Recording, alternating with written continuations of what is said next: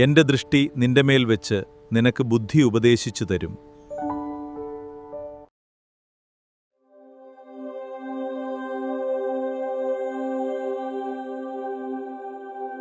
സങ്കീർത്തനം 32. ദാവീദിന്റെ ഒരു ധ്യാനം. ലംഘനം ക്ഷമിച്ചും പാപം മറച്ചും കിട്ടിയവൻ ഭാഗ്യവാൻ. യഹോവ അകൃത്യം കണക്കിടാതെയും ആത്മാവിൽ കപടമില്ലാതെയും ഇരിക്കുന്ന മനുഷ്യൻ ഭാഗ്യവാൻ. ഞാൻ മിണ്ടാതെയിരുന്നപ്പോൾ നിത്യമായ ഞരക്കത്താൽ എന്റെ അസ്ഥികൾ ക്ഷയിച്ചുപോയി. രാവും പകലും നിന്റെ കൈ എന്റെ മേൽ ഭാരമായിരുന്നു. എന്റെ മജ്ജ വേനൽക്കാലത്തിലെ ഉഷ്ണത്താൽ എന്ന പോലെ വറ്റിപ്പോയി. ഞാൻ എന്റെ പാപം നിന്നോട് അറിയിച്ചു, എന്റെ അകൃത്യം മറച്ചതുമില്ല.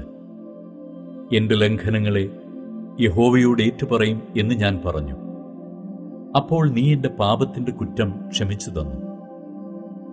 ഇതു നിമിത്തം ഓരോ ഭക്തനും കണ്ടെത്താകുന്ന കാലത്ത് നിന്നോട് പ്രാർത്ഥിക്കും. പെരുവെള്ളം കവിഞ്ഞു വരുമ്പോൾ അത് അവന്റെ അടുക്കലോളം എത്തുകയില്ല. നീ എനിക്ക് മറവിടമാകുന്നു. നീ എന്നെ കഷ്ടത്തിൽ നിന്ന് സൂക്ഷിക്കും. രക്ഷയുടെ ഉല്ലാസഘോഷം കൊണ്ട് നീ എന്നെ ചുറ്റിക്കൊള്ളും. ഞാൻ നിന്നെ ഉപദേശിച്ച് നടക്കേണ്ടുന്ന വഴി നിനക്ക് കാണിച്ചു തരും. ഞാൻ നിന്റെ മേൽ ദൃഷ്ടിവെച്ച് നിനക്ക് ആലോചന പറഞ്ഞു തരും. നിങ്ങൾ ബുദ്ധിയില്ലാത്ത കുതിരയെയും കോവർ കഴുതിയെയും പോലെയാകരുത്.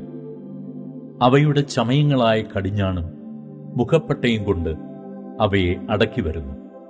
അല്ലെങ്കിൽ അവ നിനക്ക് സ്വാധീനമാകയില്ല.